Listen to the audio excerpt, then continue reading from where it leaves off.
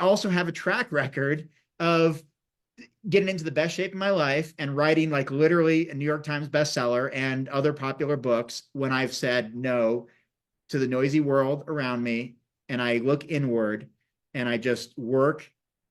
And oh, and one more, I got to say one last thing, because this is fundamentally important. And sorry for the long monologue here, but how often do we have a period of time that's uninterrupted? Like purely uninterrupted block of time for 4 hours, 8 hours. It certainly doesn't happen in an office space. You can't with other desks near you or cubicles or people. It doesn't happen in a job where you're around people all the time, or noises or all these other distractions in traditional like commercial retail and other types of things. Those of us who kind of work as contractors or at our computers or whatever, constant notifications of social media or email, or it's very, very hard to have uninterrupted work, which is, you mentioned it, that's where creativity happens. Creativity comes from uninterrupted work. That's scientifically true. You have to be able to focus for X amount of time to get into this flow state, which I've been in for decades as a writer, and it's the greatest feeling in the world. And if people aren't familiar with it, look it up. I don't want to, explain too much right now.